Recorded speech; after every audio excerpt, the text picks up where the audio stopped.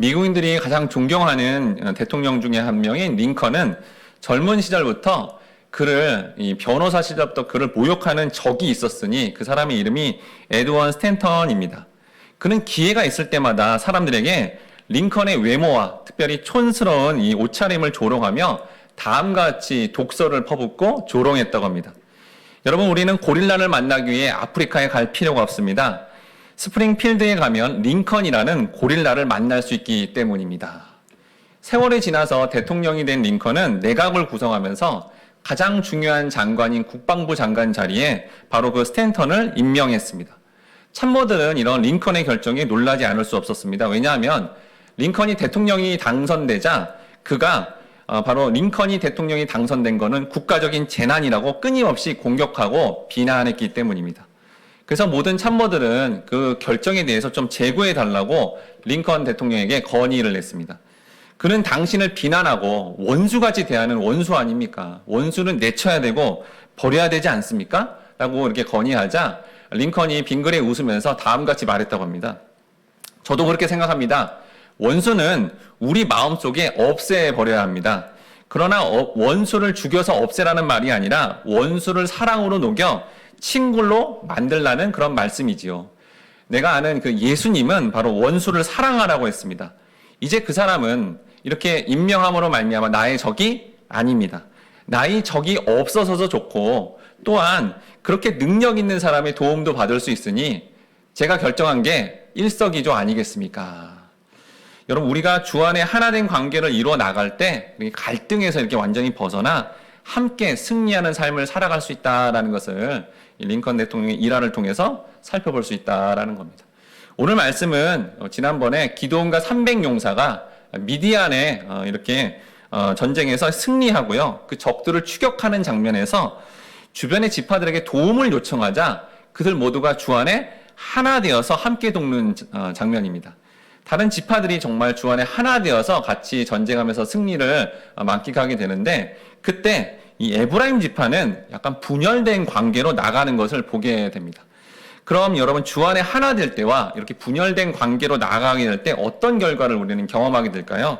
오늘 말씀을 통해서 여러분 모두가 인간관계에서 주 안에 하나 되고자 하심으로 말미암아 모두를 승리하게 만들며 하나님 안에서 구원의 감격을 누리고 또 주변의 사람들에게도 그렇게 하나 되는 가운데 하나님 나라를 세워가시길 주님의 이름으로 축원합니다.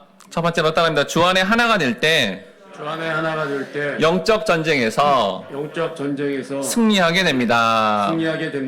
사사기 7장 23절 말씀 1번에 있는데 같이 읽어보도록 하겠습니다. 시작. 이스라엘 사람들은 납달리와 아셀과 온 므낫세에서부터 부름을 받고 미디안을 추격하였더라. 자, 기드온이 이제 추격하는 미디안을 이제 같이 쫓고자 이제 지파들을 부르는데요. 거기 여러 지파가 있지만 특별히 주목할 지파는 바로 므낫세 지파인데 그들 모두가 하나가 되어서 미디안을 추격했다라는 거예요. 이 지파 안에 므낫세 지파가 들어간 걸 보니까 여러분, 기드온은 무슨 지파죠? 므낫세 지파거든요. 그러니까 므낫세과 300 기드온과 300에는 므낫세 지파 출신이 대부분인데 이 므낫세 지파가 다시 들어왔다라는 걸 보니까 사실 지금 다시 들어온 이 므낫세 지파의 사람들은 이전에 함께 했다가 도망갔던 자들입니다. 사사기 7장 3절에 보니까 이제 너는 백성의 귀를 외쳐 이르기를 누구든지 두려워 떠는 자는 길앗산을 떠나 돌아가게 하라 하시니 이에 돌아간 백성이 22,000명이요 남은 자가 10,000명이었더라. 우리가 그 전에 살펴봤듯이 이제 기드온이 이제 군대를 소집하고 나가는데 전쟁에 두려운 자 떠나가라 그랬더니 약간 배반자처럼 그 전쟁이 두렵다 그래서 22,000명 이 많은 숫자가 이렇게 떠나갔습니다. 이 떠나간 이 사람들과 남은 사람 또 기드온과의 관계가 어떨까요? 좀 불편하죠. 불편하고 힘들 겁니다. 그렇지만 이제 이렇게 여러분 전쟁에서 지금 거의 승리한 이 기점에서 다시 불렀다는 것은 사실 이렇게 하나님께 소명받은 자는 여기 하나님께 소명받은 이 기드온은 다소 불편한 관계가 될 수 있지만 여러분 고대 전투에서 승리하면 전리품을 얻게 됩니다. 그 자리에 도망갔지만 다시 관계를 맺어서 함께 하자라고 이렇게 반응하게 된다라는 거예요. 그러니까 하나님의 사람, 하나님께 소명을 받은 자는 불편한 관계도 같이 화합하며 함께 좋은 것을 나누고자 반응하게 된다라는 겁니다. 기돔뿐만 아니라 성경에서 하나님 마음에 가장 합하다고 했던 다윗도 동일하게 반응합니다. 사무엘상 30장 9절에서 10절 말씀 같이 읽어보도록 하겠습니다. 시작. 이에 다윗과 또 그와 함께한 600명이 가서 부솔 시내에 이르러 뒤떨어진 자를 거기 머물게 했되 곧 피곤하여 부솔 시내를 건너지 못하는 200명을 머물게 했고 다윗은 400명을 거느리고 쫓아가니라. 다윗을 따라다녔던 이제 사울왕의 이제 그 추격을 피해 다윗을 따라다녔던 동역자 동지들이 있었어요. 근데 총 지금 600명이 나오는데 그들이 이제 블레셋 지역에 갔다가 돌아오는데 자기가 원래 거주했던 그곳에 아말렉 족속이 이제 들어와서 이런 자기네 가족들을 인질로 가져가는 이게 아주 이제 위급한 사이가 됐습니다. 근데 위쪽에 갔다가 다시 왔더니 그 일이 생겨서 다시 곧바로 나가다 보니 체력적으로 너무 지치고 힘든 사람들이 생긴 겁니다. 600명 중에서 200명이 도저히 못 가겠다. 그리고 너무 이게 강행군 아니냐? 너무 힘들다라고 하면서 다윗 지도자한테 우리는 못 가겠다고 이렇게 지금 얘기하고 있는 상황입니다. 여러분 이런 상황이면 여러분 어떻겠습니까? 지금 200명만 힘들어요. 네, 같이 남은 지금 400명 또 다윗도 굉장히 힘들잖아요. 같이 힘든데 200명은 약간 이기적이고 얌체같이 못 가겠다 이렇게 해버린 겁니다. 그러면 이게 굉장히 힘들 텐데 놀랍게도 다윗이 이런 위기 가운데 하나의 은혜를 경험하거든요. 그래서 은혜로 반응하게 됩니다. 그러면 은혜를 받은 자는 이렇게 불편한 관계가 되는데도 여전히 은혜를 베풀 수 있는 사람으로 가게 되는데 은혜가 떨어지게 되면 그렇게 인격적으로 대우하는 게 아니라 인간을 도구로 대우할 수밖에 없다라는 거죠. 이후에 이렇게 은혜 받은 다윗과 또 추격했던 400명이 정말 하나님의 은혜로 정말 하나님의 인도하심 따라 이 아말렉 군사들을 끝까지 쫓아가서 가족들을 다 구해내고 또 전리품을 크게 얻어낸 가운데 돌아오는 길에 아까 같이 가지 못했던 200명과 마주하게 됩니다. 사무엘상 30장 21절 말씀 같이 읽어보도록 하겠습니다. 시작.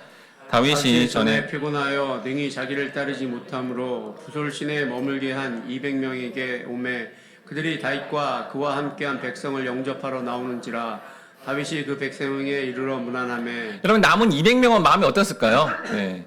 자기가 체력적으로 지치고 좀 마음적으로 지쳐서 못 가긴 했지만 마음이 불편했을 겁니다. 왜냐면 자기네 가족도 거기 있거든요. 근데 자기가 지금 너무 힘들다고 탈진해서 못 간다고 했으니 마음이 불편하고 다시 돌아오는 그 다윗 지도자를 만나는 거 그것도 마음이 좀 불편했을 것입니다. 근데 그때 누가 먼저 문안합니까? 다윗이 먼저 문안을 합니다. 네. 다윗이 먼저 인사를 하고 문안을 하고 거기만 그런 게 아니라 여기 지금 200명 남았을 때 불편하거나 힘든 점이 없는지 이것까지 물어보면서 그들이 분명히 잘못을 했죠. 잘못을 했지만 책망하지 않고 그걸 모든 걸 은혜로 덮고 자 이렇게 전쟁에 승리한 것도 같이 나누고자 너희들이 전쟁에 같이 참여하지 않았지만 그래도 우리가 아말렉에게 이렇게 가져온 이 전리품을 이렇게 은혜로 나누려고 했던 것입니다. 그런데 400명 따라갔던 사람 중에 일부 중에 어떤 사람들이 다윗이 이렇게 은혜로 나누고자 하자 거기에 반발을 합니다. 사무엘상 30장 22절 말씀 같이 읽어보도록 하겠습니다. 시작. 다윗과 함께 갔던 자들 가운데 악한 자와 불량배들이 다 이르되 그들이 우리와 함께 가지 아니하였은즉 우리가 도로 찾은 물건은 무엇이든지 그들에게 주지 말고 각자의 처자만 데리고 떠나가게 하라 하는지라. 네, 여기 여러분 전쟁에 참여한 사람 중에 일부 중에 어떤 사람들이 전쟁에 참여하지 않는 자는 그냥 그들이 이제 같이 했던 가족들은 그냥 이렇게 돌려보내는데 우리가 지금 목숨 걸고 나가서 전쟁에서 승리한 거니까 그 전리품 우리만 갖고 그 200명의 건 나누지 말자. 굉장히 합리적이며 맞는 말 같죠. 맞는 말 같아요. 이렇게 들으면 진짜 그렇지. 진짜 그렇게 했으니까 그래 투자한 만큼 가져가고 투자하지 않았으니까 안 가져간다. 맞는 말 같습니다. 그렇죠? 예, 우리 인간적으로 인본주의로 보면 이게 훨씬 맞는 말이에요. 예, 그렇게 결정하고 진행하는 게 서로 마음이 안 불편할 것 같은 그런 상황인 거죠. 그런데 여러분 하나님은 성경은 이걸 뭐라 그래요? 악이라고 합니다. 놀랍게도 악이다라는 거예요. 여러분 성경이 말하는 악은 우리가 일반 사회에서 살고 있는 법이나 도덕과 다릅니다. 성경의 악은 뭐냐면요. 자기의 행위를 통해서 자기가 하는 의를 가지고 그러니까 열심히 모범적인 행동과 뭔가 행동의 결과를 가지고 그 행동의 결과를 가지고 다른 사람을 비판하는 것.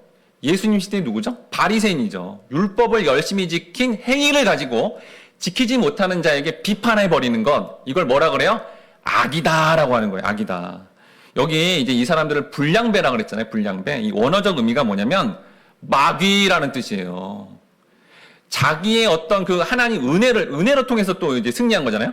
근데 그렇게 받은 걸 가지고 내 거야, 건들지 마. 뭐라 그래요? 마귀라는 거예요, 마귀. 인간적 논조로는 맞는 말 같지만 결국은 그렇게 하려는 것 때문에 같은 600명이라는 하나님 공동체, 다윗 공동체 안에 하나가 돼야 되는데 자기가 잘한 걸 가지고 못한 걸 갖고 이렇게 자꾸 비판하고 비난하는 것, 이게 바로 마귀됨이다. 우리 안의 욕망과 이런 어둠의 세력의 어떤 동일한 모습이 결국 하나됨을 깨뜨린다라는 겁니다. 근데 다윗은 하나님의 큰 은혜를 받았기 때문에 그렇게 욕망을 추구하는 자들에게 향해서 다음과 같이 선언을 합니다. 사무엘상 30장 23절 말씀 같이 읽겠습니다. 시작.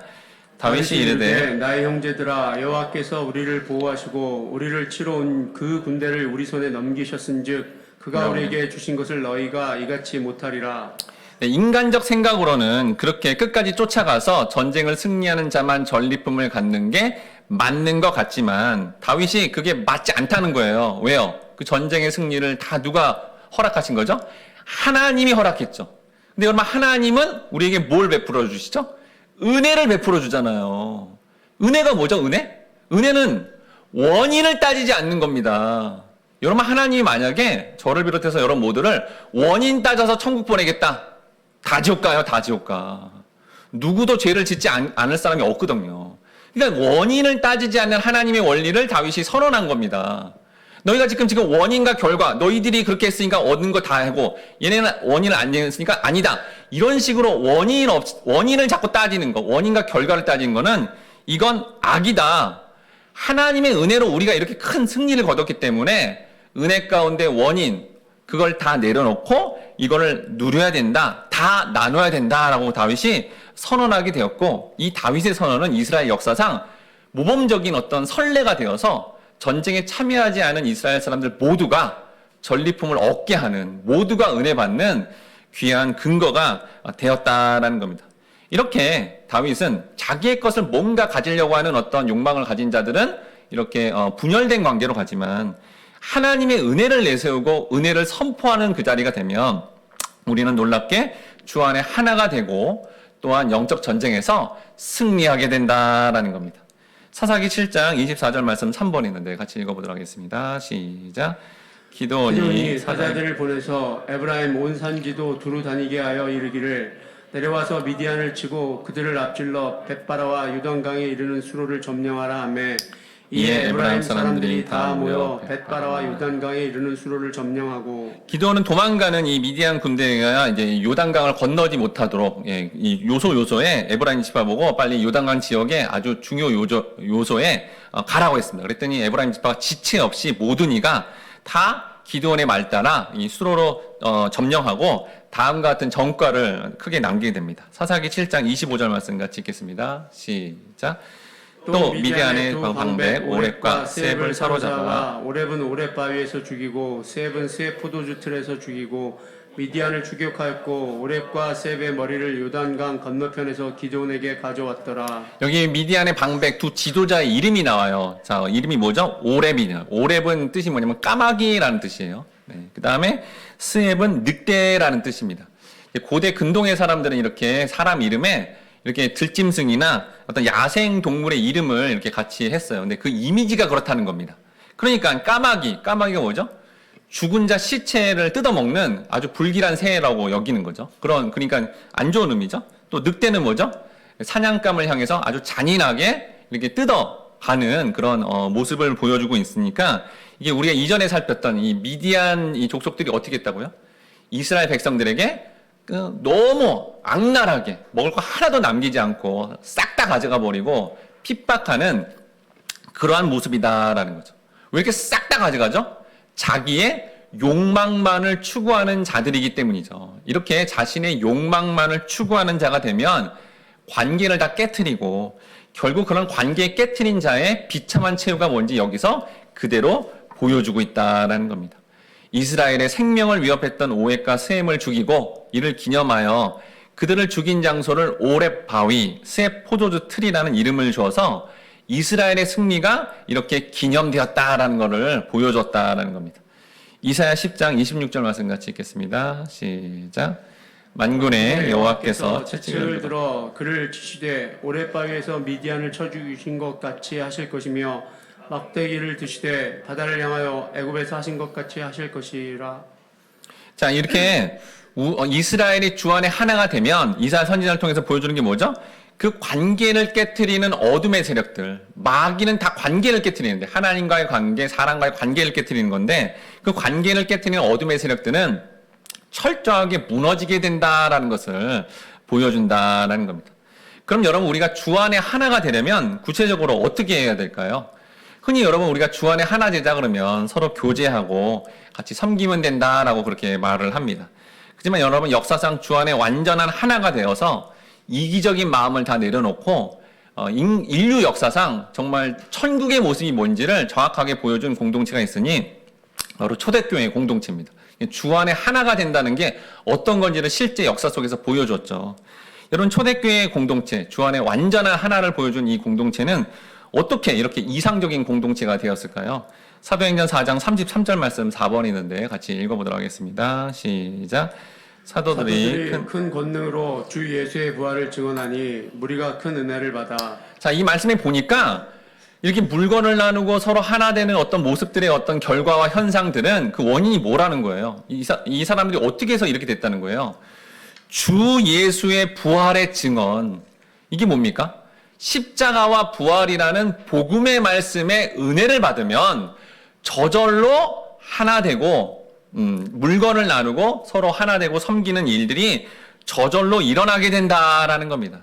즉 초대교회 성도들이 이 부활의 소식인 복음을 믿음으로 실제로 십자가와 부활을 통해 천국을 경험했더니 이 천국이 전부구나 내 인생에, 이 마음과 또 이런 걸 삶에서 이렇게 체험해 버리니까 세상 사람들처럼 또 믿음이 연약한 자처럼 세상의 것들을 자꾸 이렇게 붙잡고 욕망을 갖는 이런 것들이 다 내려지고 자기 물건이 많으니까 적은 자에게 그냥 편안하게 나누어 줄 수 있는 그런 정말 우리가 나중에 천국에서 누려야 되는 것들을 이 땅에서 정확하게 이 공동체 가운데 같이 경험하고 누리게 되었다라는 겁니다. 우리 모두는 이렇게 주 안에 하나 되고자 복음의 말씀에 은혜를 받아야 된다는 거예요. 은혜를 어떻게 받죠? 말씀과 기도를 통해 받는 거죠. 하나님 말씀에 여러분 은혜를 받아서 이렇게 말씀과 기도를 통해 은혜를 받으면 우리는 저절로 주 안에 하나가 되어서 뭐 섬깁시다, 교제합시다 이런 말 할 것도 없이 저절로 그렇게 이루어지게 된다라는 겁니다. 또한 이렇게 관계를 좀 불편하게 만드는 연약한 자들, 같이 전쟁 나가자는데 싫어요, 힘들어요, 못하겠어요 이렇게 하는 연약한 자들도 품고 어떻게 해요? 우리가 비난이 아니라 중보기도 해주면서 그 자가 같이 하나 되게 해달라고 그렇게 기도로 반응할 때 우리 모두는 이 영적 전쟁의 최후 승리자가 되어서 그 승리자가 누리는 바로 천국의 기쁨을 누리게 된다라는 겁니다. 바라건대 우리 모든 성도님들이 복음을 믿음으로 이 부족한 자들도 은혜로 품으시고 주 안에 하나 되시고자 하심으로 말미암아 영적 전쟁에서 최후 승리하시고 천국의 기쁨을 누리시길 주님의 이름으로 축원합니다. 아멘. 두 번째로 따릅니다. 하나된 관계를 깨뜨릴 때 하나된 관계를 깨뜨릴 때 영원한 멸망으로 가게 됩니다. 영원한 멸망으로 가게 됩니다. 사사기 8장 1절 말씀 5번에 있는데 같이 읽어보도록 하겠습니다. 시작. 에브라임 사람들이 기드온에게 이르되 내가 미디안과 싸우러 갈 때 우리를 부르지 아니하였으니 우리를 이같이 대접하면 어찌 됨이냐 하고 그와 크게 다투는지라. 네, 아까 기드온이 요청을 하자 에브라임이 신속하게 요단강으로 가서 딱 준비할 때는 참 좋았어요. 그런데 에브라임 사람들이 이제 딱 승리가 되고 뭔가 이제 전리품을 나누는 있던 시점이 되자 자 뭐라 그래요? 왜 처음부터 안 불렀냐라고 하는 거예요. 네.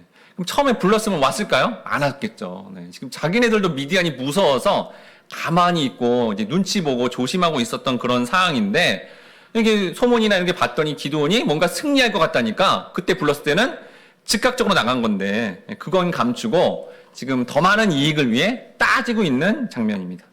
여러분 에브라임 사람들이 특히 다른 지파는 안 그런데 왜 에브라임 사람들은 유독 이렇게 불만을 가지고 전체 이스라엘 지파가 뭔가 화합해야 되는데 뭔가 불협화음을 내는 이런 일들을 왜 지금 이렇게 실제 행동까지 하고 있을까요? 이게 좋은 일이잖아요. 지금 미디안이라는 공동의 적을 다 무찌르고 이스라엘 전체가 기뻐하고 좋아할 이 시점에 왜 에브라임 지파만 유독 이렇게 딴짓을 걸고 불협화음을 낼까요? 왜 그러냐면 이들이 우월감이라는 감정이 있기 때문입니다. 그러니까 여러분, 어떤 관계 가운데 관계를 깨트리는 근원에는 뭐가 있다는 거예요? 우월감이 있다라는 겁니다. 그러면 여러분, 에브라임 지파는 왜 이스라엘 전체 지파 중에 이런 게 우월감을 가지는 그런 지파가 되었을까요? 창세기 48장 17에서 19절 말씀 같이 읽어보도록 하겠습니다. 시작. 요셉이 그 아버지가 오른손을 에브라임의 머리에 얹을 것을 보고 기뻐하지 아니하여 아버지의 손을 들어 에브라임의 머리에서 므낫셋의 머리로 옮기고자 하여 그의 아버지가 허락하지 아니하며 이르되 나도 안다 내 아들아 나도 안다 그도 한 족속이 되며 그도 크게 되려니와 그의 아우가 그보다 큰 자가 되고 그의 자손이 여러 민족을 이루리라 하고. 여러분, 우리가 창세기 보면 야곱이 이제 지파들, 이게 아들들을 축복하는 걸 보면 어떤 아들들은 굉장히 저주 같아요. 축복 같지 않습니다. 근데 진짜 축복 중에 축복이 바로 에브라임을 향해서는 이렇게 축복을 해주는데 누구보다요? 그의 형인 므낫세 지파보다 더 많은 축복을 주겠다고 그렇게 했던 이 말씀이 다 기억하고 있죠. 에브라임 지파 사람들도 야곱이라는 이스라엘의 근원되는 그분이 우리 모두를 축복했어. 우린 크게 잘될 지파야. 라는 이런 우월감을 가졌다라는 겁니다. 특히 므낫세보다는 더 잘 돼야 되잖아요. 지금 이 축복의 말에 의하면. 근데 지금 기드온이 무슨 지파예요? 므낫세 지파죠. 그 므낫세 지파가 뭔가 잘한다고 하니까 에브라임이 가만히 있을 수 없는 거죠. 우리가 축복받아서 더 커져야 되는데 우리를 왜 처음부터 안 불렀냐? 그래서 전쟁의 전과를 놓고 자기네들이 질투심이 나고 이 전쟁의 주도권을 다 가져와서 고대 전투에서 이렇게 얻어지는 이 전리품들을 많이 가져가고자 그렇게 지금 항의하고 있다라는 겁니다. 또한 여러분, 이제 이 가나안 땅을 정복하는데 가장 우선적으로 선봉에 섰던 대표적인 인물이 뭡니까? 바로 여호수아죠. 여러분, 여호수아가 무슨 지파예요? 에브라임 지파입니다. 그러니 에브라임은 야곱의 축복도 있죠. 가나안 땅의 전부 거의 모든 것들을 정복했던 여호수아 직속 이런 지파라는 우월감을 가지고 있었다라는 거죠. 그러니까 여러분, 우리 안에 에브라임 지파 안에 이 우월감이 주 안에 하나 되는 관계를 어떻게 해요? 깨트린다라는 거예요. 여러분, 우월감이라는 이 감정은 사실 열등감과 같은 거예요. 성경이 보면 같은 겁니다. 이게 뭐냐면 안 좋은 거다라는 거예요. 안 좋은 거. 그러니까 우월감과 열등감은 바로 악이다. 세상의 관점에서 나온 거다라고 그렇게 말하고 있다라는 겁니다. 그럼 차이점은 뭐죠? 차이점은 뭐냐면 우월감은 세상에 보이는 권세와 돈부터 뭐 이렇게 보이는 것들이 많으면 우월해지고요. 적으면 열등해져요. 근데 이게 같은 악이라니까요, 여러분. 이게 악이라는 거를 영화, 드라마에서 더 잘 보여줘요. 여러분, 어떤 무슨 뭐 이렇게 메인 주인공인데 그 밑에 막 이렇게 막 열등감을 많이 느낄 수밖에 없는 그 부하나 이런 사람들이 나중에 열등감을 많이 느끼다가 권세를 얻으면 어떻게 하죠? 더 잔인하게 보복해버립니다. 그러니까 지금 우월감이나 열등감이나 같은 거예요. 같은 악을 저지르는 건데 이쪽은 뭔가가 많은 거고 차이점 이쪽은 적은 건데 같은 안 좋은 인간의 죄악의 어떤 근원이 바로 우월감, 열등감이고 우리 마음 가운데 어떤 관계 가운데 우월감과 열등감을 갖죠. 그런 관계를 파괴시키고 그렇게 우월감, 열등감을 갖는 모든 인류의 역사는 가장 인간 사이에 비참하고 사실 불행을 가져오는 요인을 만들었다라는 거예요. 그러면 여러분, 이 우월감, 열등감은 도대체 어디서부터 시작됐을까요? 바로 창세기 3장 인류의 조상이라는 아담과 하와 때부터 시작됐습니다. 창세기 3장 7절 말씀 6번에 있는데 같이 읽어보도록 하겠습니다. 시작. 이에 그들의 눈이 밝아져 자기들이 벗은 줄을 알고 무화과 나무 잎을 엮어 치마로 삼았더라. 자, 아담과 하와가 선악과를 따먹게 되자 무화과 나무 잎을 가려서 이렇게 부끄러움을 느껴서 이렇게 가렸다라는 거예요. 뭐예요? 심한 지금 열등감을 느끼고 있다라는 겁니다. 여러분, 이들이 왜 갑자기 원래 벗고 있었는데 자기가 벗은 것을 알고 부끄럽게 되었을까요? 여기 보니까 눈이 밝아져라고 돼 있죠, 우리말로. 원어의 의미는 뭐냐면 이 눈이 밝아져가 단순히 눈이 밝아졌다라는 그 의미가 아니라 보지 못했던 것을 보게 되었고 보지 말아야 될 것을 보게 되었다라는 뜻입니다.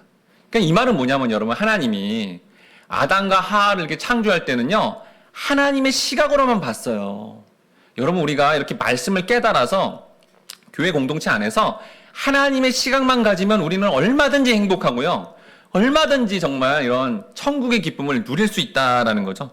하나님의 시각으로 보면 우월감, 열등감이 없습니다. 하나님의 기준이 아니니까. 여러분, 하나님은요, 여러분이 부자가 됐든 가난하든 권세가 있든 없든 이런 거 하등 상관이 없어요. 하나님은 여러분에게 오직 사랑만 바라는 거예요. 사랑. 하나님 사랑, 이웃 사랑이잖아요. 사랑만 살피는 거지 그게 뭐가 있든지 없든지 이런 거 아무 상관이 없다는 거예요. 그건 다 뭐죠? 인간들이 만들어낸 거잖아요.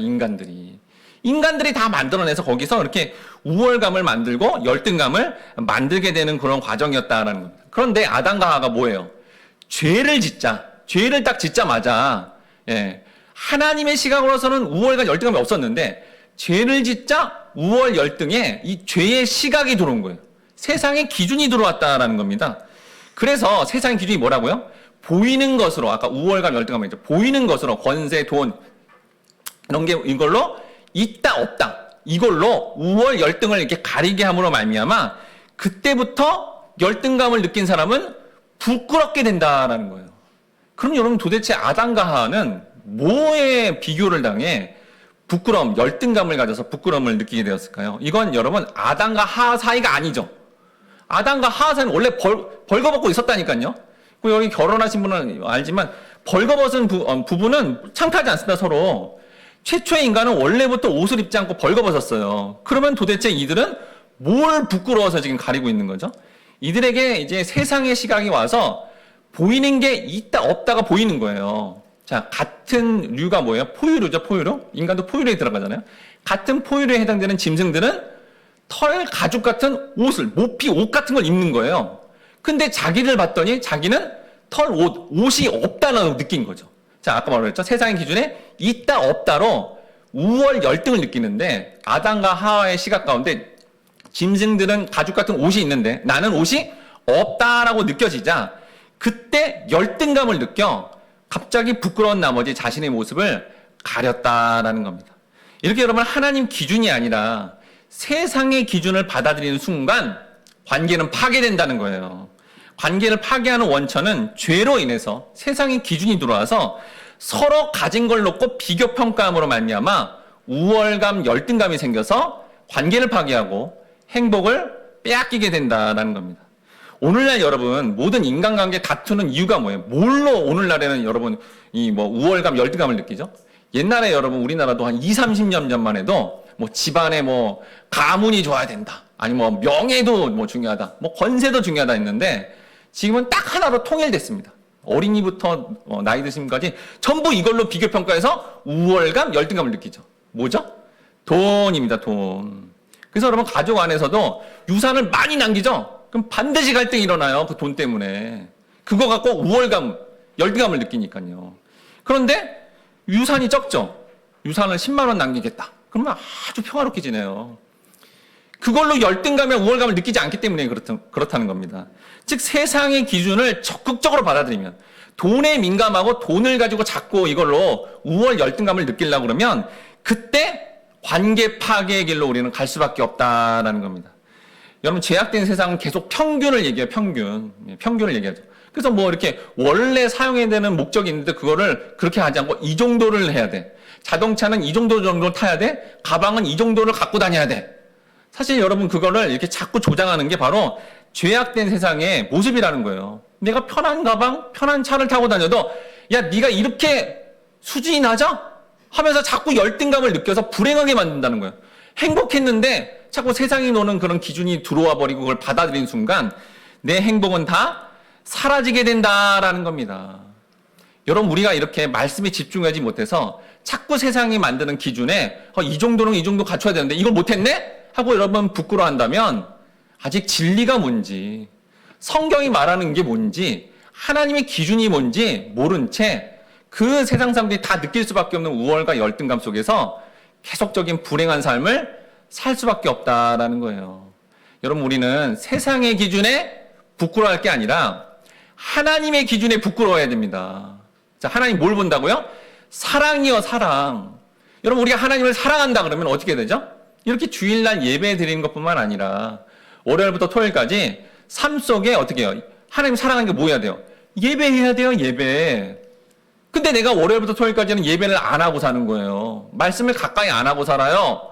그리고 기도도 안 하고 살아요. 부끄러워해야 돼요. 부끄러워해야 돼요. 하나님을 사랑하지 않고 있는 거잖아요. 그걸 부끄러워야 되지. 내가 명품 백이 없으니까, 좋은 차가 없으니까 이걸 부끄러워한다. 아직 성경을 모르고 있는 겁니다. 그러면 하나님의 기준을 봐야죠. 또 하나님 기준이 뭐죠? 이웃을 사랑하라잖아요. 옆에 가까이 있는 가족부터 주변의 사람들을 사랑하지 못하는 걸 부끄러워해야 돼요.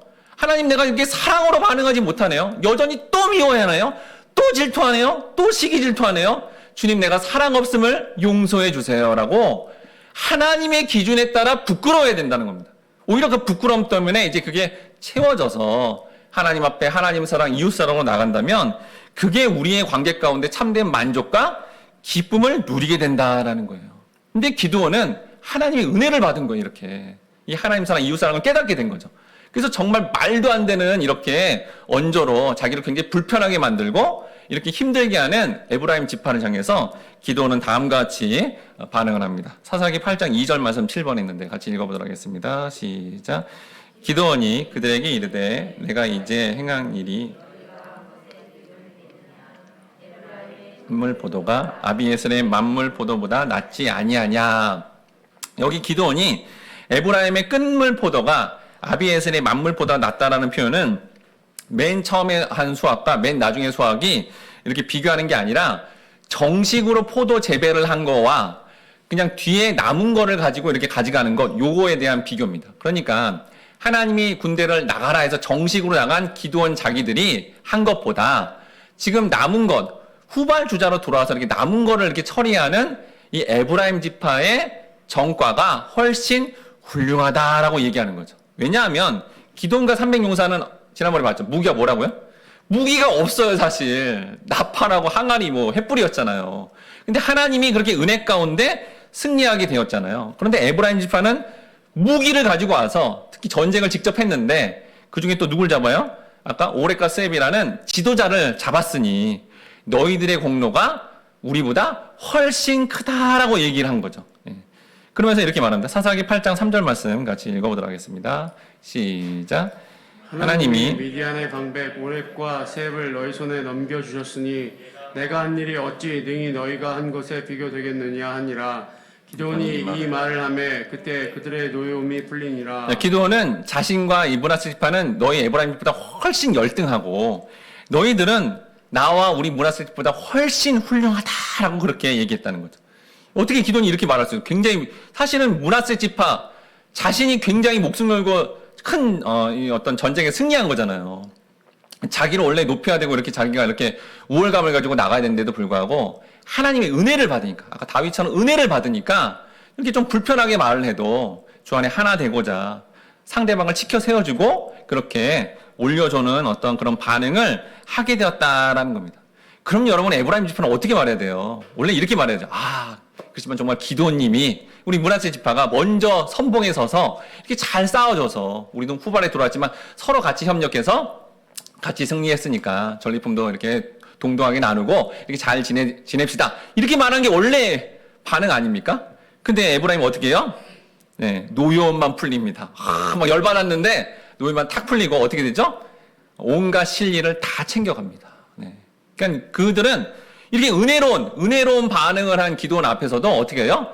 죄악된 상태로 남게 되고 전쟁의 전리품을 더 많이 차지하는 그런 실리를 챙기게 되었다라는 겁니다. 여러분 하나님 백성이라고 하는데 이렇게 자꾸 세상처럼 자기가 한 거에 더 많은 것들을 가지려고 하는 행위와 그 원인과 그 결과를 자꾸 따지는 걸 통해서 자꾸 가져가려고 그러는 이런 사람들, 보상을 자꾸 생각하고 세상에 보이는 것들로 더 차지하려고 하는 이 에브라임 지파 같은 그런 사람들로 우리가 반응하게 된다면 끊임없이 그것 때문에 비교하고 시기 질투하고 우월감과 열등감을 느끼며 관계를 파괴하는 존재로 살아가게 된다라는 거예요. 분명히 이렇게 에브라임 지파도 마찬가지인데 예배 드렸을 거고 비슷한 신앙생활을 했는데 그 결과를 봤더니 은혜로 반응하지 않고 끊임없이 원인과 결과만 따지며 자기에게 주어지는 보상 같은 거를 자꾸 따지는 이런 사람이 된다면 이 복음을 들어서 은혜로 기쁘게 살아야 되고 관계의 회복을 보면서 되게 기뻐해야 되는 그런 삶이 돼야 되는데 오히려 이 원인과 결과를 따지고 보상에만 집중하는 그런 종교 생활만 한다면 가장 비참한 결과를 나중에 경험하게 된다라는 겁니다. 사사기 12장 1에서 3절 말씀 8번 있는데 같이 읽어보도록 하겠습니다. 시작. 에브라임 사람들이 모여 북쪽으로 가서 입다에게 이르되 내가 암몬 자손과 싸우러 건너갈 때 어찌하여 우리를 불러 너와 함께 가게 하지 아니하였느냐. 우리가 반드시 너와 내 집을 불사르리라 하니 입다가 그들에게 이르되 나와 내 백성이 암몬 자손과 크게 싸울 때에 내가 너희를 부르되 너희가 나를 그들의 손에서 구원하지 아니한 고로 나는 너희가 도와주지 아니하는 것을 보고 내 목숨을 돌보지 아니하고 건너가서 암몬 자손을 쳤더니 여호와께서 그들을 내 손에 넘겨 주셨거늘 너희가 어찌하여 오늘 내게 올라와서 나와 더불어 싸우고자 하느냐 하니라. 자, 그러면 에브라임 지파 기드온에게 했던 짓을 똑같이 입다 때에도 동일하게 또 하는 겁니다. 아까 그랬죠. 죄악된 상태로 남으니까요. 여전히 우월감에 아주 도취가 돼가지고 이렇게 또 야비한 짓. 이번엔 전쟁에 참여도 안 해놓고 전쟁에 전리품 내놔. 왜 안 불렀어 우리를? 이렇게 한 거예요. 근데 여러분 상대를 잘못 봤습니다. 네. 입다는 어떤 사람이죠? 엄청나게 강한 사람이에요. 또한 이 사건 전에 뭐가 있었냐면 자기 딸이 죽었거든요. 지금 엄청나게 열받은 상태인데 이렇게 전쟁을 또 되게 잘하는 사람이고 이 훈련된 군사들이 많은 이런 사람인데 거기다가 이렇게 심기를 건드렸으니 나중에 전쟁을 해서 이제 입다와 에브라임 지파가 싸웁니다. 그래서 어떻게 돼요? 42,000명이 죽는 아주 비참한 결과를 보게 된다라는 거죠. 에브라임의 이러한 우월감에 젖어 자기 공로를 취하고요. 어떤 사람이 더 나은 것들을 보이는 보상이 커지면 질투와 시기심으로 일관되게 이렇게 반응했다라는 거예요. 그럼 여러분 입다 때 이걸 또 에브라임 지파가 경험을 했으면 야 이렇게 정말 교만하고 우월감을 갖거나 열등감을 가지면 이렇게 큰 비참한 일이 있는 거구나. 정신 차리고 우리 하나님 은혜로 살자. 이래야 되지 않아요? 하나님 백성이라면 또? 근데 역사 내내 에브라임은 계속 우월감, 열등감에 그렇게 남게 되는 그 지파가 되었고 전체 이스라엘 지파를 하나 되지 못하게 한 채 우월감에 빠지자 마지막 요한계시록의 최종 구원받는 지파 명단에서 빠진 결과로 남게 되었다라는 거예요. 여러분 왜 관계를 깨트리는 반응을 지속적으로 하면 그 마지막 비참한 결과가 될까요? 에베소서 2장 14절 말씀 9번 있는데 같이 읽어보도록 하겠습니다. 시작. 그는 우리의 화평이신지라 둘로 하나를 만드사 원수된 것 곧 중간에 막힌 담을 자기 육체로 하시고. 여러분 이 사도 바울의 말씀을 통해서 예수님의 십자가를 지신 목적은 뭐냐면 여러분 십자가 있잖아요 뒤에 이게 하늘의 하나님과 사람의 관계가 막혀 있었죠. 그런데 십자가를 통해서 하나님과의 관계가 모든 막힌 담이 다 허물어졌다는 거예요. 휘장이 찢어지고 하나님과 사람과의 관계가 다 회복이 되었다는 거예요. 십자가를 통해. 또한 이제 가로축은 뭐죠? 사람과 사람과의 뭐예요? 인류 역사상 계속 유지됐던 우월감, 열등감. 지금 뭐 여러분 지금 일어나는 뭐 러시아와 우크라이나 이것도 다 이거잖아요. 다 지금 우월 열등에 이 과정 가운데 일어나는 모든 막힌 담을 예수님이 어떻게 했다는 거예요? 다 허물었다는 거예요. 다 없애버렸다는 거죠. 십자가, 예수의 십자가가 하나님과의 관계, 인간관계의 모든 막힌 담들을 전부 허물었다라는 겁니다. 완전하게 관계의 모든 그런 갈등의 요소들을 완전히 허물었다는 거예요.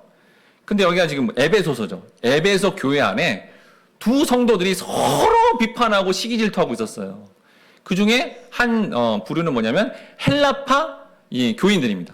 헬라파 교인들은 굉장히 똑똑했어요. 지적인 어떤 수준이 굉장히 높았습니다. 재산도 있었고.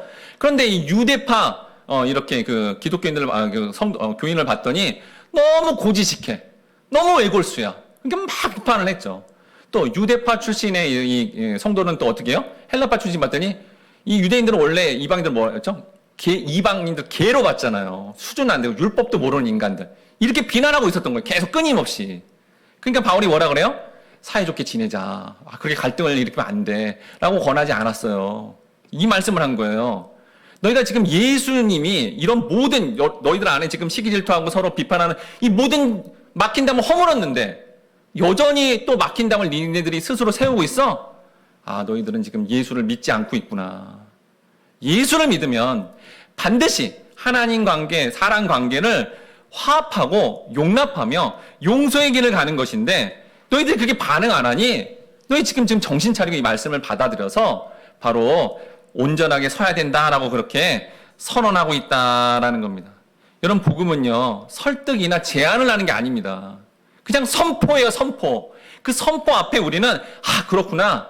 이 복음의 말씀이 진리구나. 이걸 받아들여야 되는구나. 받아들임으로 말미암아 우리 안에 우리도 모르게 세워지는 우월감 때문에 상대방을 비판하고자 하는 그런 반응과 열등감 때문에 복수해야지 하고 그런 마음들을 다 사라지게 하시고 사랑하며 용서하며 포용하는 관계로 가게 한다라는 거예요. 그런데 본문의 에브라임은 끝까지 자신이 가진 우월감으로 상대방을 비판하고 분열을 시키니 마지막에 영벌에 처하는 그런 결과를 경험하게 되었다라는 겁니다. 우리는 이 복음의 말씀을 정확하게 깨닫고 받아들임으로 말미암아 하나님과 이웃관계 가운데 화합과 용납과 용서의 길을 가는 걸로 가야 되겠습니다. 특히 그런 관계를 더 이렇게 깨트리는 연약한 자를 품고 비난이 아니라 중보기도 하면서 하나님 안에서의 사랑으로 반응함으로 말미암아 여러분 모두가 하나님 안에서 주 안에 하나 되는 공동체를 만들어 가시길 주님의 이름으로 축원합니다. 이 시간에 우리 주제 찬양 하나님께서는 우리의 만남을 함께 찬양하며 우리가 연약한 자를 품고 기도해주며 사랑하며 주 안에 하나 되는 공동체를 만들기를 함께 같이 다짐하도록 하겠습니다.